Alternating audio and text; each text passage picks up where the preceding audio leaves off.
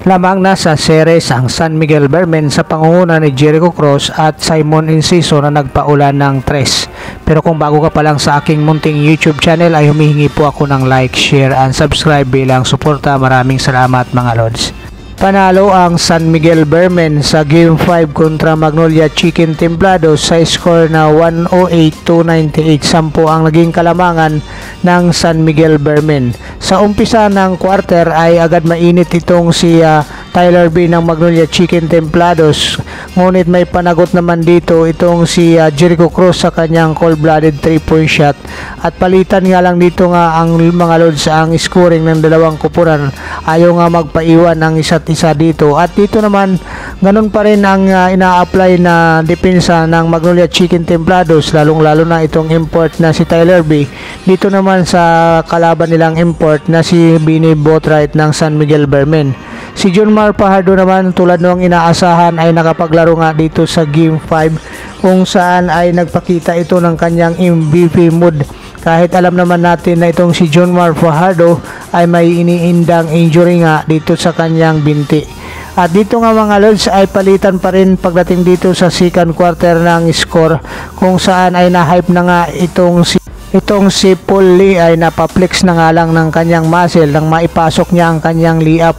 At ito namang San Miguel Bearmen sa pangunguna ni Simon Enciso ay mainit pa rin dito sa labas. At dito naman sa Magnolia Chicken Templados ay sumama na rin itong si Calvin Abueva sa kanyang cold-blooded 3-point shot para sa kanyang kupunang Magnolia Chicken Templados.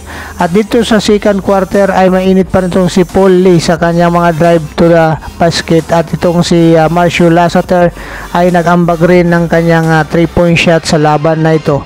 At itong si Calvin Abueva ay hype na nga makatulong sa kanyang kupunan dahil umiskor nga ito ng 5 puntos sa pagpasok pa lang niya dito sa kanyang kupunang Magnolia Chicken Templados at agad niyang ipinakita ang kanyang impact dito sa laro. At para sa San Miguel Bearmen naman ay tuloy-tuloy pa rin ang 3-point shot nitong si Jericho Cross. Tuwang-tuwa naman ang fans ng San Miguel Bearmen dito sa ginagawa ng San Miguel Bearmen player, lalong-lalo na itong si Jericho Cross.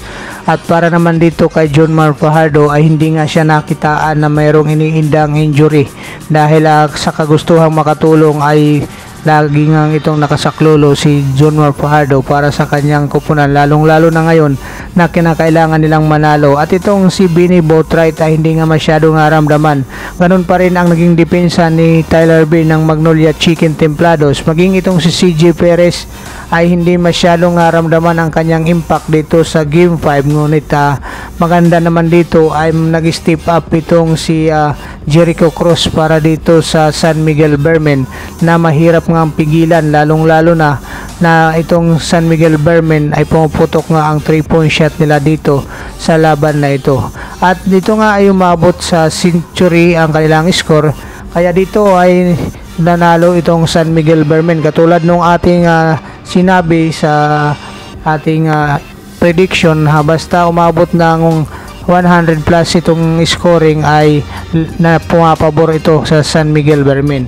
So itong si Jericho Cross ay ito yung kanyang career high, playoff career high, kung saan ay maganda nga ang kanyang nilaro dito sa Game 5 simula nung ito ay nasuspindi nga ng isang game dahil sa pagkakaroon ng 5 technical foul dito sa season na ito. At para naman dito sa Magnolia Chicken Templados, maganda naman ang pinakita nitong si Ian Sanggalang at saka si Calvin Abueva. Ngunit malagi nga may pangsagot lang itong San Miguel Bearmen, lalong-lalo na yung outside shooting nitong si Jericho Cross, kung saan itong si Jericho Cross nga mga lods ay pinasok niya ang 8 3-point shot niya sa 14 na tira niya. Ito nga 30 points ang naging score ni Jericho Cross, mayroon pa siyang 7 rebound, 8 out of 14 sa 3-point shot, mayroon siyang 11 out of 22 sa field goal. So ganito katindi ang nagyawa nitong si Jericho Cross dito sa Game 5 ng PBA Finals ng San Miguel Bearmen versus Magnolia Chicken Templados, kung saan ay lamang na nga ang Bearmen ngayon sa series sa 3-2. At malaki na rin ang naitulong ng itong si Simon Enciso para dito sa kupunan ng San Miguel Bearmen kung saan umiscore itong si Simon Enciso ng 15 points para tulungan ang San Miguel Bearmen na 1 game na lang para dito sa naasam na PBA Championship. Ito yung PBA Commissioners Cup Championship. So ito nga mga lods ay maaari nang kunin ng San Miguel Bearmen ang kanilang pang 29 na championship sa Merkoles, kung saan ito nga ay yung Game 6 at sa Smart Araneta Coliseum pa rin mga lods gaganapin ang laban. So dito nga ay sinilyuhan nga ang laban na ito sa isang lay-up ni CJ Perez at Chris Ross galing nga sa kanilang agaw. So maraming salamat mga lods.